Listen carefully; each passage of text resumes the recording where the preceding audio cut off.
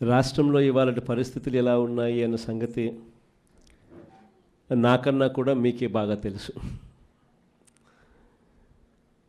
కలియుగంలో ఉన్నాము, రాక్షస రాజ్యంలో ఉన్నాము అని చెప్పడానికి ఈ రాష్ట్రంలో ఈ 12 నెలలు 11 నెలలు ఈ పాలన చూస్తే ఎవరికైనా కూడా ఇట్టే అర్థమవుతుంది.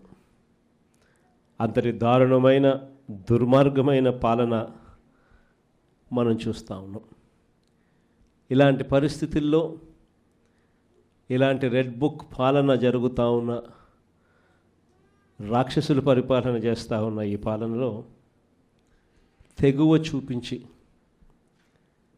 నిబద్ధతతో నిలబడి విలువలకు విశ్వసనీయతకు పెద్దపీట వేస్తూ రాజకీయాలంటే అయ్యా చంద్రబాబు నీ మాదిరిగా చేయడం రాజకీయాలు కాదు, ఎంపీటీసీలమైనా కౌన్సిలర్లమైనా మమ్మల్ని చూసి నేర్చుకో, ఇది రాజకీయం అంటే అని చెప్పి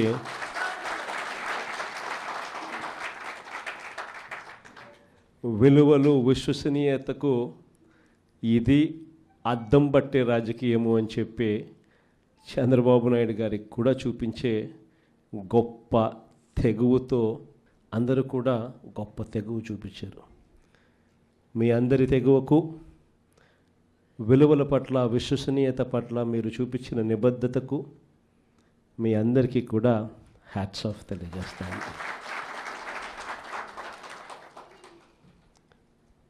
మన రాజకీయాలకు చంద్రబాబు రాజకీయాలకు మధ్య తేడా ఈ 12 నెలలు ఆయన పాలన చూస్తే చాలా తేడా కనిపిస్తుంది. అసలు రాజకీయాలు అన్నది ఒకవైపున మనల్ని చూసినప్పుడు రాజకీయాలు అటువైపున కనిపిస్తాయి. ఈ 12 నెలలు చంద్రబాబు నాయుడు రాజకీయాలు చూసినప్పుడు రాజకీయాలు ఇటువైపున కనిపిస్తాయి. ఇద్దరి మధ్య తేడా అంత ప్రస్ఫుటంగా కనిపిస్తూ ఉంది. మనమేమో మన రాజకీయ జీవితం అంతా కూడా, మన ప్రస్థానం అంతా కూడా ఎప్పుడూ కూడా ప్రజలు మనకు అధికారం ఇస్తేనే మనం తీసుకున్నాం. దొడ్డిదారిన వెన్నుపోట్లతోనూ మోసాలు చేసి ఏ రోజు కూడా మనం రాజకీయాలు చేయలేదు. మరోవైపున చంద్రబాబు నాయుడు చూస్తే ఆయన ప్రస్థానం అంతా కూడా స్టార్టింగే వెన్నుపోట్లతోనే స్టార్టింగ్.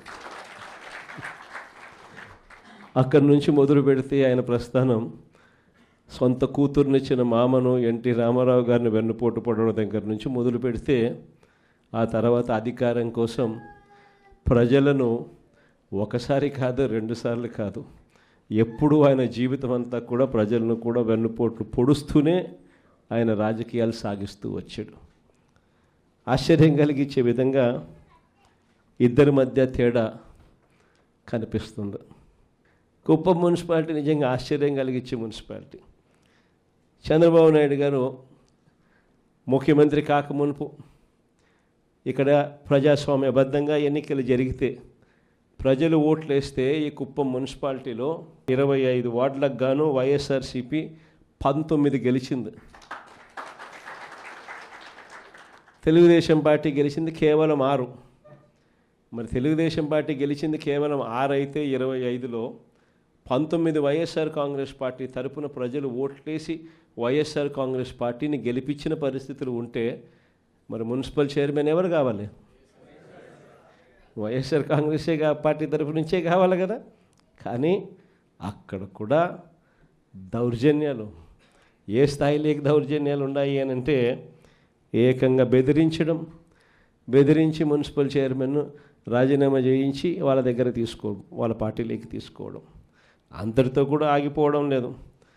చంద్రబాబు నాయుడు స్వయంగా ఇది కుప్పము, నా మున్సిపాలిటీ, నేను ముఖ్యమంత్రి, నేను రాక్షస సామ్రాజ్యానికి రాజుని, నేను ఒక రాక్షసుడిని, నా కుప్పం నియోజకవర్గంలోనే ఎలా రాక్షస పాలన చేయాలో నేను నేర్పుతాను, రాష్ట్రం అంతా కూడా తెలుగుదేశం వాళ్ళంతా కూడా ఇలానే రాక్షస పాలన చేయండి అని చెప్పి ఇక్కడి నుంచి సంకేతం ఇస్తున్నాడు. ఇచ్చి బలవంతంగా ఈ మున్సిపల్ చైర్పర్సన్ పోస్టు కూడా వీళ్ళే తీసుకున్నారు. నిజంగా ఆశ్చర్యం అనిపిస్తుంది. 6 గెలిచిన మీరు, 19 గెలిచిన మేము. అయినా ఈ కుప్పం మున్సిపాలిటీలో మీరే చైర్మన్ అని చెప్పి మీరంతకు మీరే చెప్పుకుంటూ మీరంతకు మీరే ఒక్కొక్కరికి 50 లక్షలు. ముఖ్యమంత్రిగా ఉన్నావు, నువ్వు చేయాల్సిన పని ఇదే.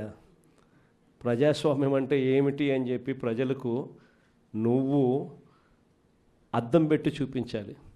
ప్రజాస్వామ్యం, కాన్స్టిట్యూషన్ ఇది, నేను దానికి రిప్రజెంటేటివ్, నేను ముఖ్యమంత్రిని. కాన్స్టిట్యూషన్ అనేది ఒక బైబిల్ లాంటిది, ఒక ఖురాన్ లాంటిది, ఒక భగవద్గీత లాంటిది.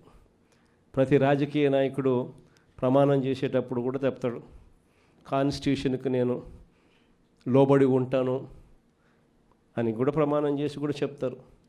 కానీ ముఖ్యమంత్రి అయిన తర్వాత ఆయనే దగ్గరుండి కాన్స్టిట్యూషన్ను తగలబెడతా ఉన్నాడు. కుప్పం నియోజకవర్గంలో స్వయంగా ఆయనే తప్పుడు సంకేతాలను రాష్ట్ర వ్యాప్తంగా కూడా పంపిస్తూ 19 కౌన్సిలర్లు మనం గెలిచినా కూడా ప్రలోభాలకు, పోలీసుల దౌర్జన్యానికి నిదర్శనంగా నిలబడింది కుప్పం నియోజకవర్గం. ఇంకా ఆశ్చర్యం ఏమిటో తెలుసా, ఇదే కుప్పం, ఈ కుప్పానికి మున్సిపాలిటీ హోదా ఇచ్చింది ఎవరు తెలుసా? మనమే. ఆయన 4 సార్లు ముఖ్యమంత్రి అయినా కూడా ఏ రోజు కుప్పాన్ని మున్సిపాలిటీగా చేయాలన్న ఆలోచన కూడా ఆయనకు రాలా. అరే మున్సిపాలిటీ కదా దేవుడు ఎరుగు, కనీసం కుప్పంలో ఒక రెవెన్యూ డివిజన్ పెట్టే ఆలోచన కూడా చంద్రబాబుకి ఏ రోజు రాలా. సరే రెవెన్యూ డివిజన్ కదా దేవుడు ఎరుగు, కనీసం కుప్పానికి తాగేదానికి నీళ్లు కూడా ఇచ్చింది ఎవరు అని అంటే అది కూడా మన హయాంలోనే. అలాంటి కుప్పంలో ఇలాంటి చంద్రబాబు నాయుడు రాక్షస పాలన చేస్తున్న నేపథ్యంలో ఈరోజు మనమంతా కూడా తెగువ చూపించి గట్టిగా నిలబడిన ఎంపీటీసీలు, కౌన్సిలర్లకు మీ అందరికీ కూడా అందుకనే హ్యాట్స్ ఆఫ్ చెప్తాను. విశాఖపట్నం లాంటి పెద్ద నగరాల్లో ఏం చేస్తూ ఉన్నారు? రూపాయికి ఇడ్లీ వస్తుందో లేదో నాకు తెలియదు, కానీ రూపాయికి చంద్రబాబు నాయుడు గారి హయాంలో తన బినామీలకు మాత్రం 3,000 కోట్ల రూపాయల భూములు మాత్రం ఇస్తారు. రూపాయి పెట్టుబడి పెడితే 3,000 కోట్ల భూములు. ఊరు పేరు లేని ఉర్సా అంట, ఇంకొక కంపెనీ లూలు అంట, లూలులు లిల్లీలు. ఈ కంపెనీలకు మరో 1,500 నుంచి 2,000 కోట్లు విలువ చేసే భూమి విశాఖపట్నంలో వాళ్ళకు కూడా దారాదత్తం. ఈ మాదిరిగా ఇష్టానుసారంగా లంచాలు తీసుకోవడం, నాకింత నీకింత అని పంచుకునే కార్యక్రమం జరుగుతూ ఉంది. మొట్టమొదటిసారిగా మొబిలైజేషన్ అడ్వాన్స్ అనేది మనం తీసేస్తే మొబిలైజేషన్ అడ్వాన్స్ ఈయన అదే పనిగా తీసుకొచ్చినాడు. మనం రివర్స్ టెండరింగ్ మనం తెస్తే ఈయన రివర్స్ టెండరింగ్ క్యాన్సిల్ చేసినాడు. మనం జ్యుడిషియల్ ప్రివ్యూని మనం తీసుకొస్తే జ్యుడిషియల్ ప్రివ్యూని ఈయన క్యాన్సిల్ చేసినాడు.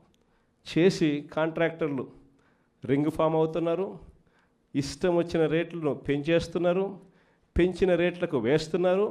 వేస్తానే ఈయన మొబిలైజేషన్ అడ్వాన్స్ 10% ఇస్తాడు, 8% వాళ్ళు చంద్రబాబు నాయుడుకి వెనక్కిస్తున్నారు. డబ్బు ఈయన వాళ్ళకియడం, ఈయన మొబిలైజేషన్ అడ్వాన్స్ కింద 10% వాళ్ళకి ఇస్తే ఈయన 8% తిరిగి వెనక్కిస్తున్నారు ఈయన జోబిలీకి. విచ్చలవిడిగా కరప్షన్. మరోవైపున చూస్తే రెడ్ బుక్ రాజ్యాంగం. ఏం చెప్పాల్సిన పనులు.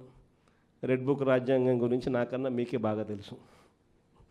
ఏ రకంగా పోలీసులను వాచ్మెన్ల కన్నా దారుణంగా వాడుకుంటూ ఏ రకంగా రెడ్ బుక్ రాజ్యాంగం నడిపిస్తూ ఉన్నారు.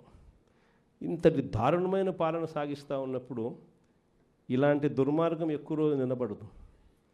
ఈరోజు ఒకటే మీ అందరికీ కూడా చెప్తా ఉన్నా, ఇంతకుముందు హయాంలో, మన హయాంలో బహుశా కార్యకర్తలకు నేను అనుకున్న మేరకు నేను చేయలేకపోయి ఉండొచ్చు.